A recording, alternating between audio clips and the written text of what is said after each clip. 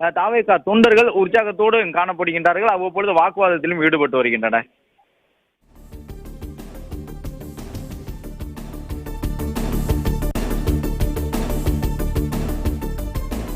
அண்மை செய்தியை பார்த்துக் கொண்டிருக்கிறோம். மதுரை பாரபத்தி தாவேகா மாநாட்டின் மேடையில் மாவட்ட செயலாளர்கள் 118 பேர் காத்திருக்கிறார்கள். இது தொடர்பான கூடுதல் விவரங்களோடு இணைகிறார் எமது செய்தியாளர் பிரகாஷ். வணக்கம் பிரகாஷ், உங்களிடம் இருக்கும் தகவல்களை சொல்லுங்கள்.